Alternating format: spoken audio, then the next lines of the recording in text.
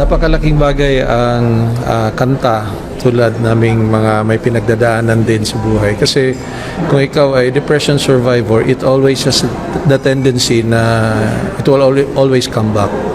Pero God is so good that He has shown us ways on how to handle such situation. At isa sa napakalaking bagay ay yung awit or yung song, no? Kasi dito pa lang, when you are singing, you feel happy. Especially with, yun ang kaibahan ng mga religious songs kaysa sa mga love songs na it gives us comfort, assurance, and it reminds us na gaano tayo kamahal ng Panginoon.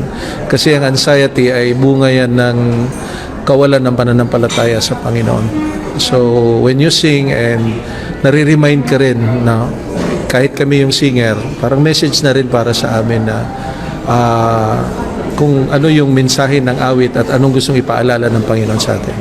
Yun, bali yung song talagang may inspire ka, napakaganda ng message.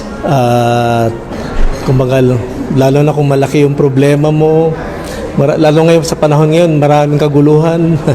Talagang napakaganda ng awitin, lalo na pong para sa Panginoon. Kumbaga, meron, hindi ka mag-iisip ng mga problema na kumbaga meron kalutasan pagdating sa Panginoon. Napakahalaga ng isang makalangit na awitin sapagkat katulad ko, masasabi ko na ang awitin ang siyang naghimok sa akin upang mas mapalapit ako sa Panginoon. Sa may mga pinagdadaanan katulad ko, ay ito'y naging comfort.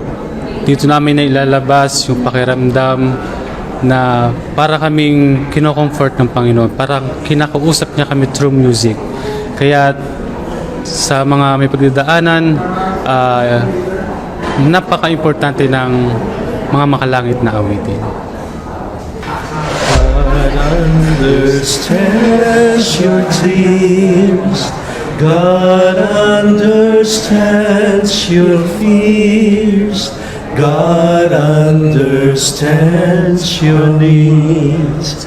If you only come to Him, He is more powerful than anything in this world. Only God can heal your pain. God understands